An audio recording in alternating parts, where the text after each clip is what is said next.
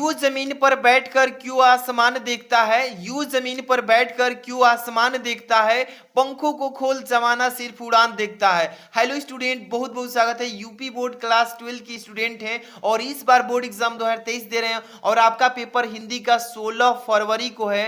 तो आज की वीडियो आप लोग के लिए काफी इंपॉर्टेंट है। जो बच्चा अभी तक कुछ नहीं पढ़ा है ना, तो आज की वीडियो आप लोग के लिए पास ही नहीं आपको टॉपर बनाएगी। आज की वीडियो जो है काफी इंपॉर्टेंट वीडियो में हम आपको बताने जा रहे हैं चीजें। देख सकते हैं गद्य से 5 महत्वपूर्ण क्वेश्चन और पद से 5 महत्वपूर्ण बहुविकल्पी क्वेश्चन। इसके बाद 10 नंबर वाला जो गद्यांश आता है पेपर में, इसके बाद यहाँ पर बहुत सारी चीजें आपको इंक्लूड कर दी हैं।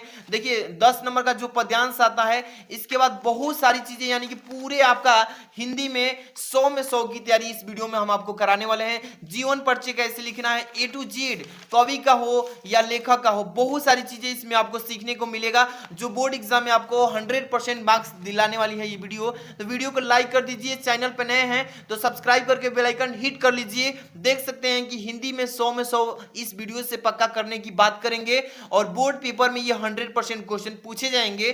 तो वीडियो को बस अंत तक देखना है, आपसे यही रिक्वेस्ट है मेरा है। तो ये वीडियो आप लोग के लिए पासिंग ही नहीं बहुत अच्छा नंबर लाने वाली है, तो वीडियो बस अंत तक देखती रहिए। चलिए सबसे पहले नंबर आपको यहां से गद्यांश से 5 क्वेश्चन, पद्यांश से भी 5 क्वेश्चन बताएंगे।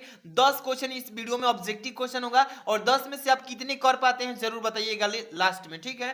पहला क्वेश्चन देखिए, ध्यान से समझते चलना है कि स्कंदगुप्त नाटक के लेखक कौन है। ये क्वेश्चन 2017, 18, 19, 20 में क्वेश्चन पूछा गया था और डायरेक्ट मैं इसका आंसर आपको बताऊंगा ताकि टाइम ज्यादा इन्वेस्ट ना हो और ज्यादा से ज्यादा आप काम कर सकें। देखिए स्कंदगुप्त नाटक के लेखक कौन है, तो जयशंकर प्रसाद जी हैं। कौन है? जयशंकर प्रसाद जी, यानी कि तीसरा ऑप्शन सही है, ठीक है। आगे चलेंगे नेक्स्ट क्वेश्चन पे।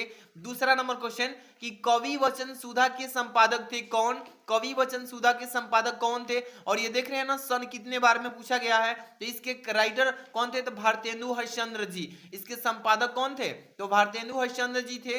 इसके बाद हम चलेंगे नेक्स्ट क्वेश्चन थर्ड नंबर पे। देखिएगा कल्पलता निबंध संग्रह है किसकी है। कल्पलता निबंध संग्रह जो है वासुदेव सर अग्रवाल जी की। किसकी है? वासुदेव सर अग्रवाल। आप 200 क्वेश्चन में से ऑब्जेक्टिव में से लास्ट में बताइएगा कितना क्वेश्चन अटेम्प्ट किए थे और कितना गलती किए थे। आगे क्वेश्चन देखेंगे इसमें 4 नंबर वाला क्वेश्चन देखिए ध्यान से कि मेरी असफलताएं किस विधा की रचना है। मेरी असफलताएं किस विधा की रचना है, तो ये है आत्मकथा। देख रहा है ना 4 नंबर पे कौन सी होगी, तो आत्मकथा की होगी। इसके बाद है नेक्स्ट क्वेश्चन 5 नंबर। देखिए इसमें कि हिंदी का पहला मौलिक उपन्यास है। हिंदी का पहला मौलिक उपन्यास क्या है, तो परीक्षा गुरु हो जाएगा इसका करेक्ट आंसर। आपको मैं देखिए कम समय में ज्यादा तैयारी कराने की बात कर रहा हूं। इसमें देखिए 5 गद्यांश से क्वेश्चन हो गए ना, यानी गद्य से। अब देखिए यहां से 5 क्वेश्चन जो होंगे पद से होंगे बहुविकल्पीय। यहाँ पे लिखा है क्वेश्चन में कि कमैनी महाकाव्य में सर्गों की संख्या कितनी होती है, तो याद रखिएगा कि कमैनी महाकाव्य में सर्गों की संख्या 15 होती है, यानी कि यहाँ पे तीसरा जो ऑप्शन है ये करेक्ट हो गया। इसके बाद देखिए अगला क्वेश्चन 7 नंबर लिखा है कि सुमित्रा नंदन पंत को ज्ञानपीठ पुरस्कार उनकी किस रचना पर मिला था। आपको मालूम होना चाहिए सभी बच्चे को, क्योंकि एग्जाम काफी नजदीक में है। तो इसको चिदम्बरा पर, यानी चिदम्बरा जो है 4 नंबर ऑप्शन हो जाएगा करेक्ट आंसर। आगे चलेंगे यहाँ पे 8 नंबर क्वेश्चन को। अगे ने तार सप्तक का प्रकाशन किया था। अगे जो जी थे जो तार सप्तक का प्रकाशन 1943 ईस्वी में किए थे, ये आप सबको याद है, ठीक है। आगे वाला क्वेश्चन देखेंगे इसमें 9 नंबर क्या लिखा गया इसमें कि कितनी नावों में कितनी बार काव्य कृति है। किसकी है ये, किसकी है, तो अगेज जी की है। सभी को मालूम है ये अगेज जी की है काव्य कृति। इसके बाद है लास्ट क्वेश्चन ऑब्जेक्टिव वाला 10 नंबर की हरी घास पर क्षणभर कृति किसकी है, ये बताइए। तो इसमें से मतलब कौन सा ऑप्शन सही है आप भी कमेंट में बता सकते हैं। अगेज जी की, ठीक है, ये वाला आप बताइए कि 10 ऑब्जेक्टिव जो बताए मैंने इसमें से कितना सही किए हैं कितना गलती, क्योंकि एग्जाम मात्र 16 फरवरी को है। तैयारी आपने अच्छे से कर लिया होता बहुत अच्छी बात है। अब चलेंगे यहाँ से मेन टॉपिक हम लोग का स्टार्ट होते चल रहा है, बड़ा बड़ा वाला जो 10-10 नंबर का आएगा पेपर में, ठीक है, देख रहे हैं ना। और ये जो टॉपिक है वेरी आईएमपी सेलेक्ट किया गया है, 10 नंबर का आएगा पेपर में, समझिएगा बहुत अच्छे से। देखिए इसमें क्या है, पहला गद्यांश से पेपर में पूछ रहा है कि भाषा स्वयं संस्कृत का एक अटूट अंग है। संस्कृत परंपरा से निःसृत होने पर भी परिवर्तनशील और गतिशील है, उसकी गति विज्ञान की प्रगति के साथ जोड़ी जाती है। वैज्ञानिक आविष्कारों के प्रभाव के कारण अद्भुत नई सांस्कृतिक हलचलों को शाब्दिक रूप देने के लिए भाषा के परंपरागत प्रयोग पर्याप्त नहीं है। इसके लिए नए प्रयोगों की, नई भाव योजनाओं को व्यक्त करने के लिए नए नए शब्दों की खोज की महती आवश्यकता है। तो आपने जैसे ही ये गद्यांश आपने पढ़ा है, आपको मालूम चल गया होगा कि किस चैप्टर से गद्यांश को दिया गया है। जो बच्चा गद्यांश पहचान लेगा तो उसको मान लीजिए कि 2 नंबर की तैयारी पक्की है, क्योंकि पूछेगा पेपर में कि ये जो है पाठ का नाम बताइए किस पाठ से लिया गया है और इस पाठ के लेखक कौन है, तो 2 नंबर आपका पक्का हो गया। तो बच्चों इस गद्यांश में आपको समझना है कि किस चैप्टर से दिया है, उस चैप्टर का नाम का छोटा सा अंश जरूर मिलेगा, भाषा एवं संस्कृत यहाँ पे लिखा है ना, तो आपको समझना है कि किस चैप्टर से ये गद्यांश दिया है। देखिए ये भाषा और आधुनिकता, जो भाषा और आधुनिकता वाला चैप्टर है आपके प्रोफेसर जी सुंदर रेड्डी जी हैं, उन्हीं ने लिखा है। समझ में आ रहा है ना। चलिए इसमें क्वेश्चन 5 दिया रहेगा इसी तरीके से, जिस तरीके से मैंने यहाँ पे सेट करके लाया है। पेपर में ऐसे ही आएगा कि उपर्युक्त पद्यांश के पाठ और लेखक का नाम बताइए, तो मैंने बताया है भाषा और आधुनिकता हो जाएगा, उसके राइटर प्रोफेसर जी सुंदर रेड्डी हो गए। 2 नंबर काम क्लियर है ना। इसके बाद रेखांकित अंश की व्याख्या कीजिए, जो अंडरलाइन किया है इसका आपको व्याख्या करना है। इसके बाद तीसरा है प्रस्तुत अवतरण के माध्यम से लेखक ने किस बात पर बल दिया है, ये भी बताएंगे। संस्कृत का एक अटूट अंग क्या है। इसके बाद है किसकी गति प्रगति या किसकी गति विज्ञान की प्रगति के साथ जोड़ी जाती है। सभी प्रश्नों का उत्तर यहाँ पे देखिए। सबसे पहले नंबर तो गद्यांश हल करने का सबसे बेस्ट तरीका मैं बता रहा हूं। चलिए संकेत जरूर डालिएगा। क्या डालेंगे? संकेत आपको डाल लेना है, समझते चलना है। देखिए जैसे कि इसमें दिया है ना, यहाँ पे देखिए संकेत में यही जो शुरू में 2 शब्द लिख लीजिए, भाषा स्वयं लिखेंगे। देखिए संकेत में भाषा स्वयं, लास्ट में बीच में डॉट डॉट करके लास्ट में से महती आवश्यकता लिख दीजिएगा। ये क्यों मैं बोल रहा हूं संकेत, जो एग्जामिनर है कॉपी चेक करता है वो समझ जाता है कि जो बच्चा है अथवा वाला क्वेश्चन किया है या मेन वाला किया है, उसको जांचने में असुविधा होगी, तो आपका नंबर भी नहीं कटेगा अगर थोड़ा सा गलती भी होगा तो आप लोग अच्छे से लिखिएगा, टू द पॉइंट। ये संकेत हो गया। अब यहाँ पे क्वेश्चन पहला, प्रयुक्त पद्यांश के पाठ और लेखक का नाम बताइए।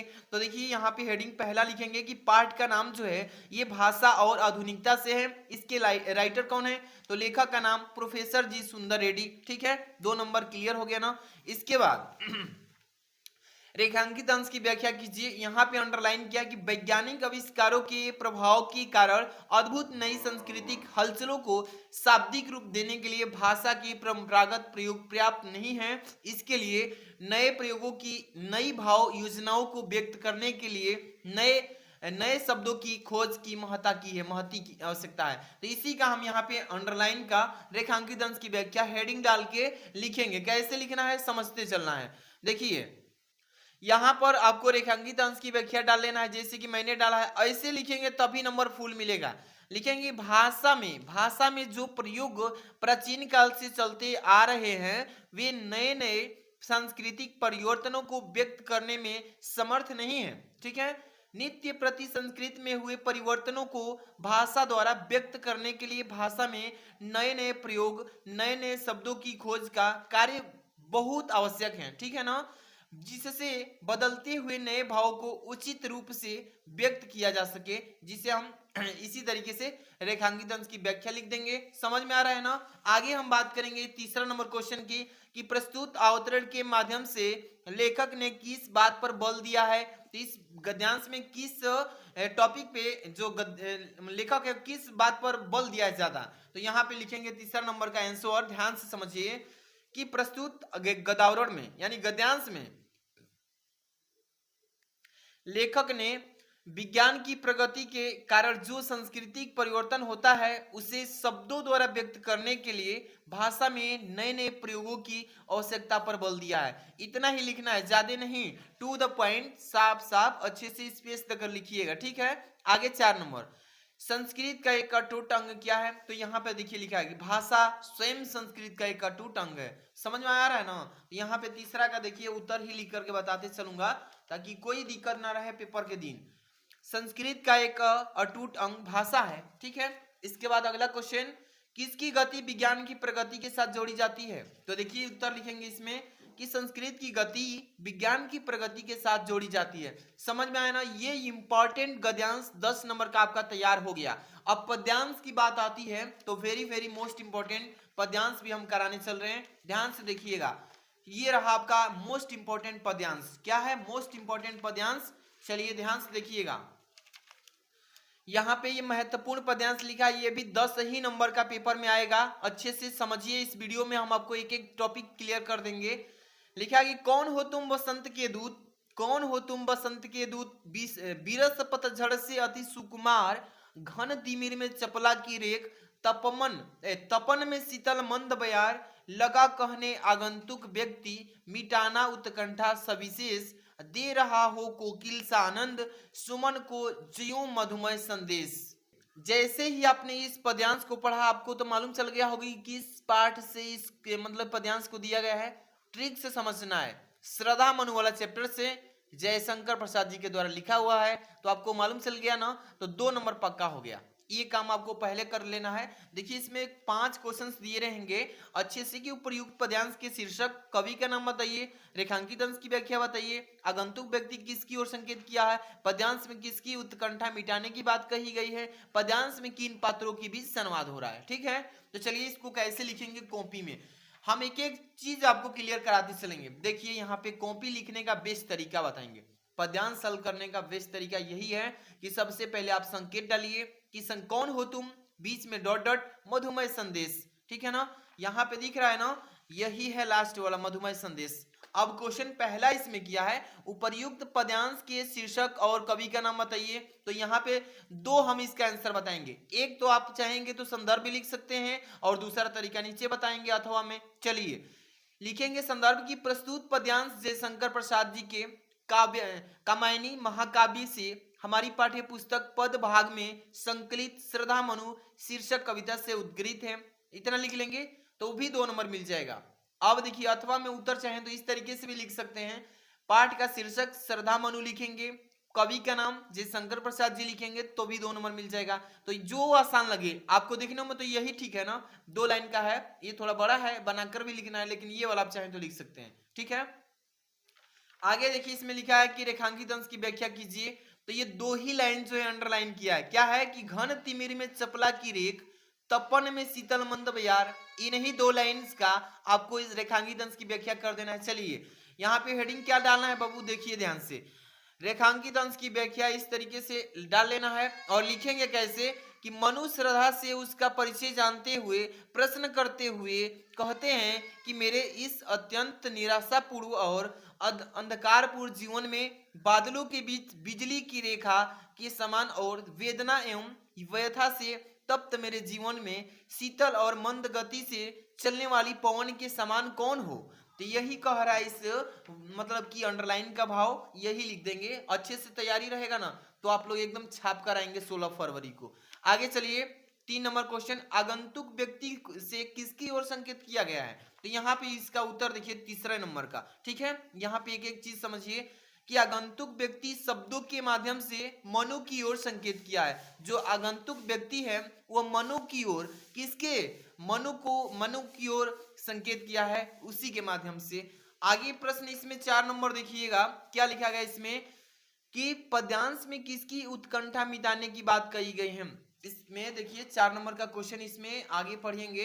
देखिए लिखेंगे कि पद्यांश में क्या लिखेंगे कि पद्यांश में श्रद्धा के द्वारा मनु की उत्कंठा मिटाने की बात को कही गई है। समझ में आ रहा है ना। अब इसमें अगला क्वेश्चन क्या है कि पद्यांश में नीचे है कि पद्यांश में किन पात्रों के बीच संवाद हो रहा है, तो यहाँ पे उत्तर लिखेंगे, ध्यान समझिए कि पद्यांश में मनु और श्रद्धा के बीच संवाद हो रहा है, यानी कि झगड़ा हो रहा है। तो यही हो जाएगा इस प्रश्न का सही जवाब। ऐसे ही लिखना है, अच्छे से लिखना है, समझ आ रहा है ना। इसके बाद हम चलेंगे अगला क्वेश्चन पे। इसके बाद आपका 5 नंबर का क्वेश्चन तैयारी कराने चल दिए हैं। तो देखिएगा इसमें जो हम बताने जा रहा हूं वासुदेव शरण अग्रवाल जी का जीवन परिचय, जो 100% पेपर में देखने को मिलेगा। ठीक है ना, तो इसको अच्छे से तैयार करना है। क्या क्या मेन चीज होता है जीवन परिचय में समझ लेना है। सबसे पहले तो प्रश्नोत्तर संख्या 5 आप क डालेंगे, क में लेखक का जीवन परिचय आता है, ख में कवि का आता है। मान लीजिए 3 नंबर ऑप्शन पे है वासुदेव शरण अग्रवाल, तो ऐसे डालेंगे, ठीक है ना, क्लियर है। इसके बाद जिसके विषय में आप जीवन परिचय लिख रहे हैं वैसे डालेंगे वासुदेव शरण अग्रवाल जी, ओके। इसके बाद जीवन परिचय ऐसे डालेंगे हेडिंग। अब इसमें क्या लिखना है देखिएगा कि वासुदेव शरण अग्रवाल का जन्म सन 7 अगस्त 1904 ईस्वी को मेरठ जनपद के खेड़ा ग्राम में हुआ था। मेरठ जनपद के खेड़ा ग्राम में हुआ था। अब देखिए जीवन परिचय में जो जन्म सन होता है ना, इसको आपको बोर्ड एग्जाम में ब्लैक पेन से लिखना है। ये तो मैं कलर से लिख दिया हूं ताकि हाईलाइट रहे, थोड़ा समझाने में आसान रहेगा, आपको याद आएगा। तो देखिए लेकिन आपको ब्लैक पेन से सन को लिखना है, ठीक है ना, पेपर में। अब लिखेंगे इनके पिता लखनऊ में रहते थे। इनके पिता, किसके पिता? वासुदेव शरण अग्रवाल जी के, लखनऊ में रहते थे। इनका बचपन लखनऊ में बीता। सन 1929 ईस्वी में लखनऊ विश्वविद्यालय से इन्होंने एमए किया। अब तदंतर इसके बाद मथुरा के पुरातत्व संग्रहालय के अध्यक्ष पद पर रहे। सन 1941 में इन्होंने पीएचडी की पढ़ाई की तथा 1946 में डीएलईटी की उपाधियां प्राप्त की, ठीक है ना। एक एक चीज इनका याद रखिएगा। अब देखिए सन 1951 ईस्वी में ये काशी हिंदू विश्वविद्यालय कॉलेज के यानी कि कॉलेज ऑफ इंडोलॉजी में प्रोफेसर नियुक्त हुए। अब इसके बाद देखिए सन 1952 ईस्वी में लखनऊ विश्वविद्यालय में राधा मुकुंद मुखर्जी व्याख्यान निधि की ओर से व्याख्यात नियुक्त हुए थे, यानी कि बोलने वाले नियुक्त हुए थे। अग्रवाल जी ने, यानी कि वासुदेव शरण अग्रवाल जी ने पाली, संस्कृत, अंग्रेजी आदि भाषाओं तथा प्राचीन भारतीय संस्कृत और पुरातत्व का गहन अध्ययन किया था। अब देखिए 27 जुलाई सन 1967 ईस्वी को हिंदी के इस साहित्यकार का निधन हो गया, यानी कि इनकी मृत्यु हो गई। तो देखिए जन्म स्थान, पिताजी का नाम, उन्होंने अपने जीवन में किस सन में कौन सी पढ़ाई किया और किस सन में कौन सा उपाधियां प्राप्त की और किस तारीख को उनकी मृत्यु हुई, यही इंपॉर्टेंट चीज होता है। इसको ब्लैक पेन से आप जरूर लिखिएगा। समझ में आ रहा है ना। अब इसके बाद आपको तो 3 नंबर इस पर मिल गया। अब यहाँ पे साहित्यिक योगदान लिखेंगे, साहित्यिक परिचय लिखेंगे, तब जाके 2 नंबर फिर मिलेगा। साहित्यिक योगदान लिखेंगे कि डॉक्टर अग्रवाल भारतीय संस्कृत, पुरातत्व और प्राचीन इतिहास के प्रखंड पंडित एवं अन्वेषक थे। इनके मन में भारतीय संस्कृत को वैज्ञानिक अनुसंधान की दृष्टि से प्रकाश में लाने की उत्कट इच्छा थी। अतः इन्होंने उत्कृष्ट कोटि के अनुसंधानात्मक निबंधों की रचना की। इन्होंने अपने निबंधों में प्रौद्योगिक,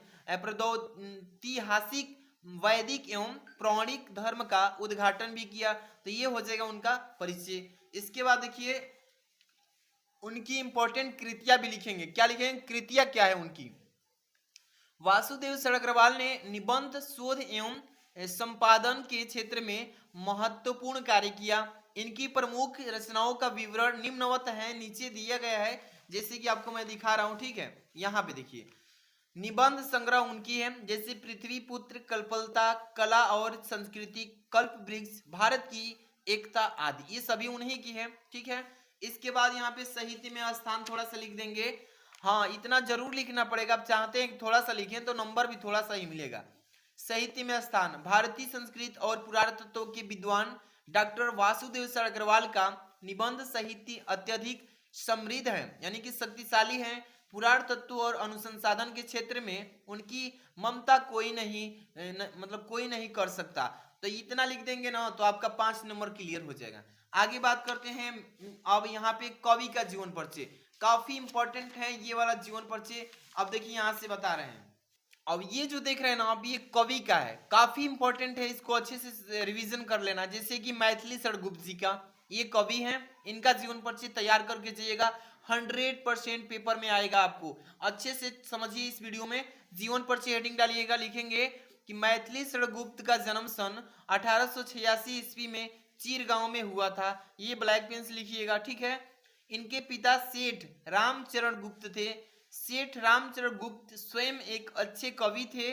गुप्त जी की देखिए गुप्त जी अब यहाँ से आगे पर अपने माता पिता का पूर्ण प्रभाव पड़ा था, यानी मैथिली शरण गुप्त के जो माता पिता थे उन्हीं के जैसे इन पर भी प्रभाव पड़ा था। आचार्य महावीर प्रसाद द्विवेदी से भी इन्हें बहुत प्रेरणा मिली थी, यानी बहुत कुछ सीखे थे।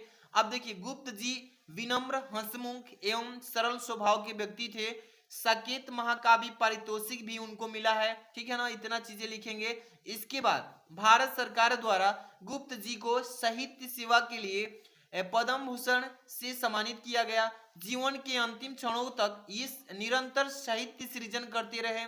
इसके बाद 12 दिसंबर सन 1964 ईस्वी को मां भारती का यह महान साधक स्वर्ग में विलीन हो गए। इतना चीजें आपको समझ में आ रहा है ना, ऐसे ही लिखना है। जीवन पर से लिखेंगे तो आपको 3 नंबर मिलेगा।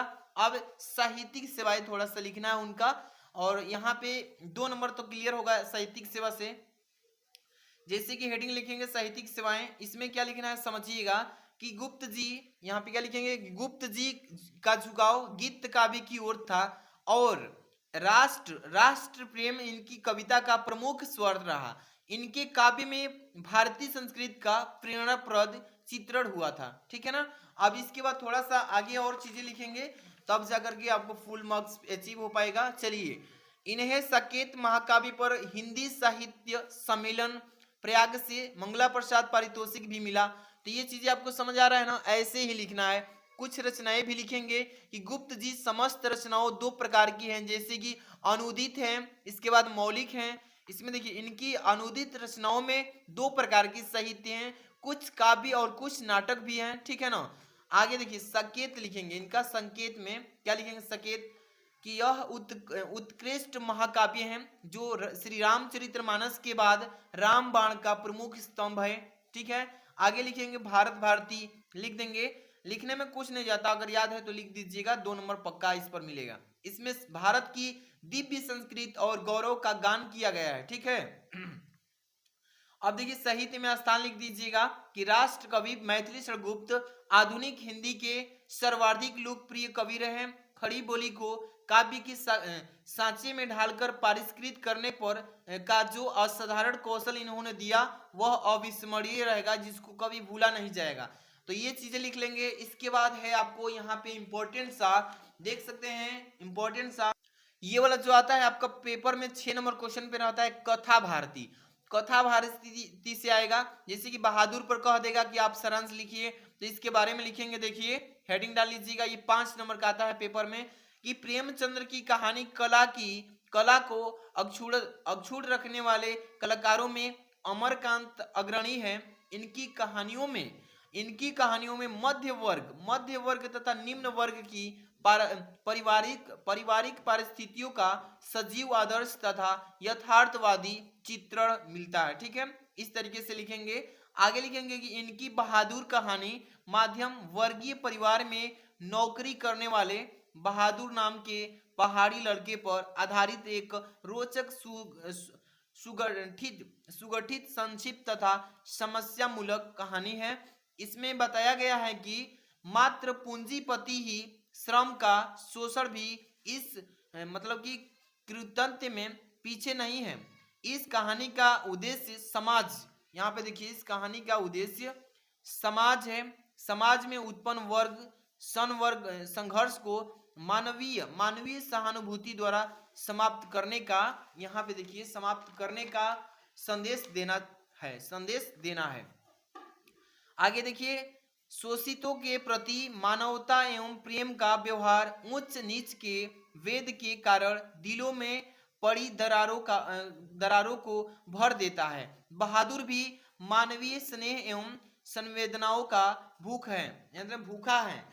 अब देखिए इसके बाद मालिक द्वारा पीटे जाने और प्रतिक्रिया स्वरूप उसके द्वारा घर छोड़ जाने पर परिवार के सभी लोगों को पश्चाताप का अनुभव होता है। वे स्वयं को दोषी महसूस करते हैं।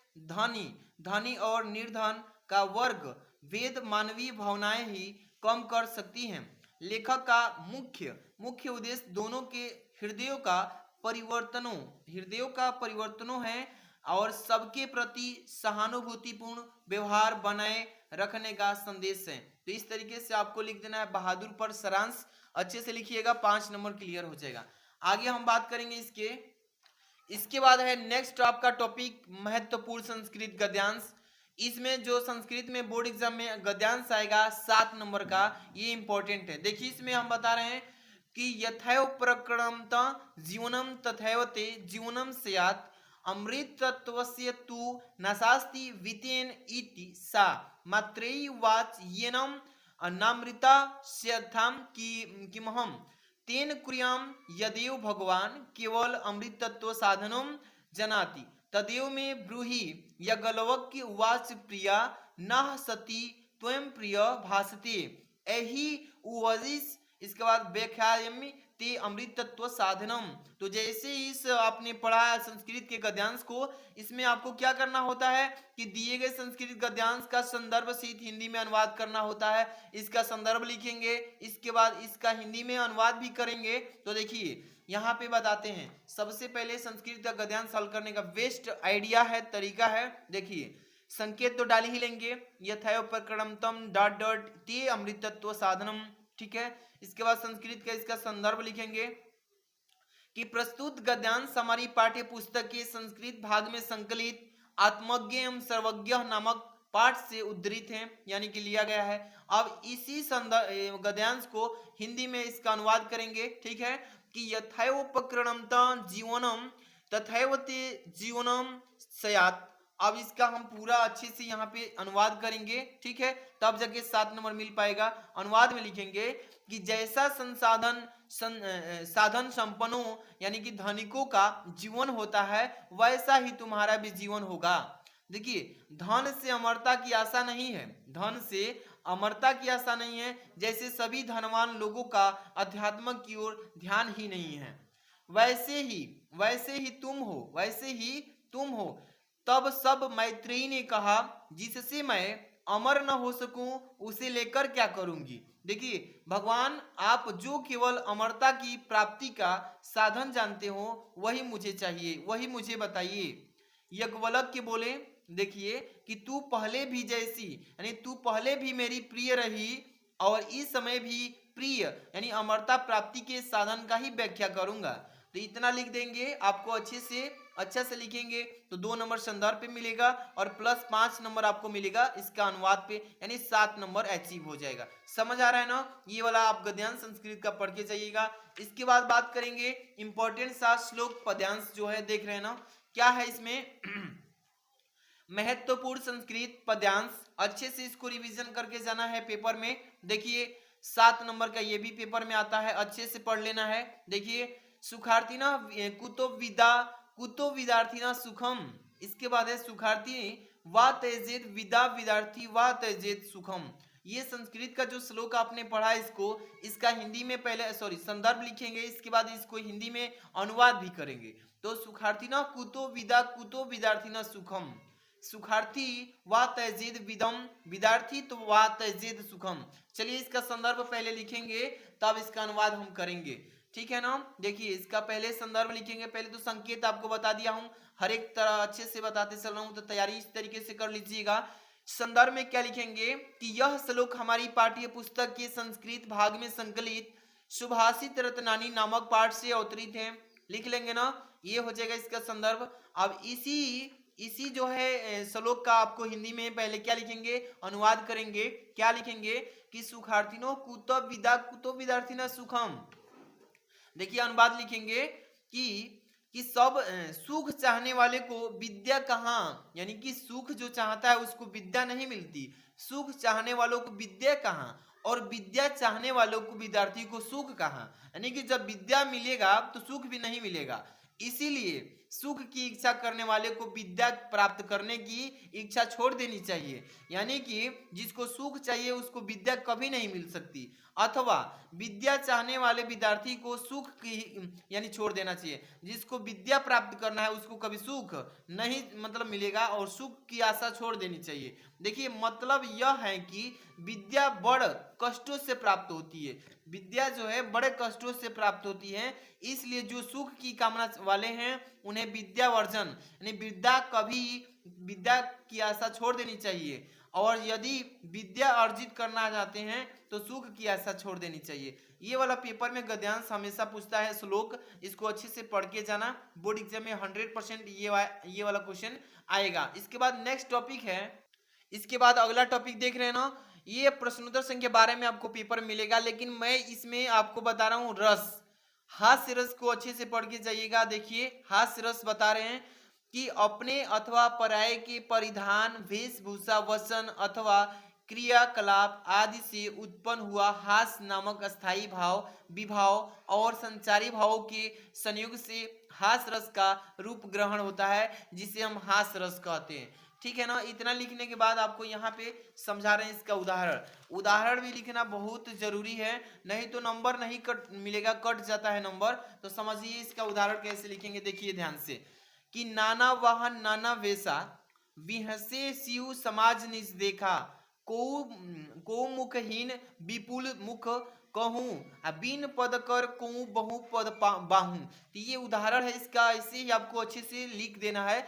आगे चलिए, स्पष्टीकरण भी करना है इसका, समझ रहे हैं ना। स्पष्टीकरण हेडिंग डालिएगा कि इस उदाहरण में स्थायी भाव हास का आलंबन शिव समाज है, आश्रय शिव स्वयं है, उद्दीपन विचित्र वेशभूषा है, अनुभव शिव जी का हंसना है, और रोमांच हर संचारी भाव है। लिख लेंगे ना इस तरीके से। अगला टॉपिक है अलंकार। देखिए अलंकार में कौन सा अलंकार है, देख रहे हैं ना, श्लेषम अलंकार। इस अलंकार को पढ़ के जाना अच्छे से। श्लेषम अलंकार का परिभाषा लिखेंगे पहले कि जब एक शब्द से, यानी कि जब एक शब्द एक ही बार प्रयुक्त होता है, कोई एक शब्द लीजिए और एक ही बार प्रयोग करते हैं, किंतु उसके दो या दो से अधिक अर्थ होता है, तब वहां श्लेषम अलंकार उत्पन्न होता है। कौन सा अलंकार, श्लेषम अलंकार। उदाहरण समझिए कि देखिए चिर जैवे जीरो जोरी जोरी जुरे क्यों न स्नेह गंभीर को घटी ये वृष भानुजा वे हलधर के वीर। अच्छे से पढ़ रहे हैं ना, इस तरीके से उदाहरण लिख लेंगे। इसके बाद है इसके आगे स्पष्टीकरण कर लेंगे थोड़ा सा, तब जाके फुल मार्क्स से अचीव कर पाएंगे।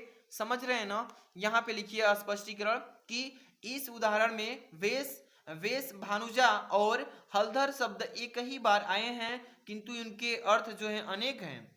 यानी कि वृष भानुजा यानी कि राजा वृष भानु की पुत्री राधा तथा बृहस बैल की बहन है, ये हो जाएगा। आगे चलेंगे, हलधर क्या है, तो बलराम और बैल है। दो अर्थ निकल रहे हैं ना एक ही शब्द के, तो यही कहलाता है। इसके बाद यहाँ पे देखिए दोहा।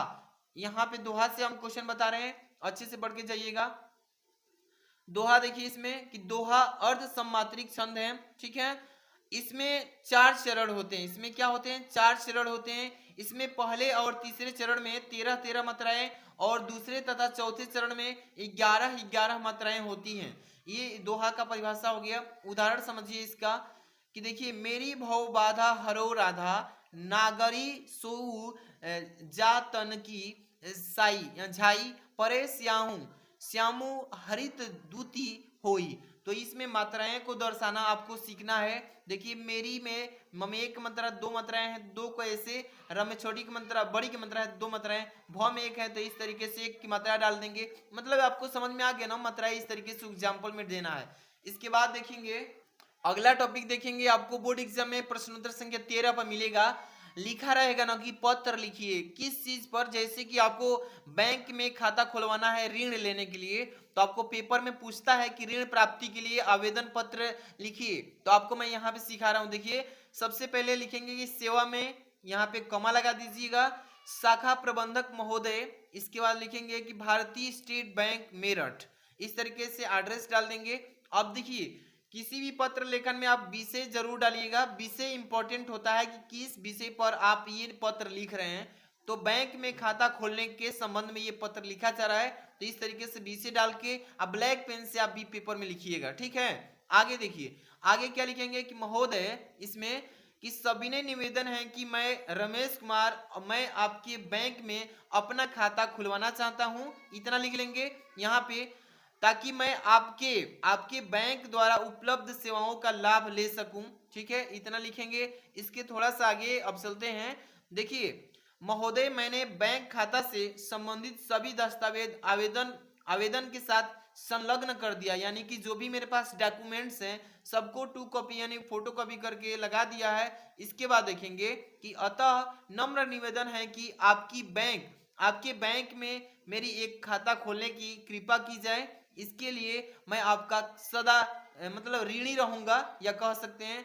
आगे देखिए यहाँ पे भवदीय में नाम नहीं लिखना है। एग्जाम में आप लोग गलती कर देंगे, अगर ऐसा नाम लिख देते हैं तो आपको ये गलती नहीं करना है। भवदी में नाम नहीं लिखना है, बस अ लिखिएगा, कामा लगा के ब लिखिए, कामा लगा के द लिख के छोड़ दीजिएगा, और यहाँ पे पता भी मत लिखिएगा, बस इतना लिख देंगे।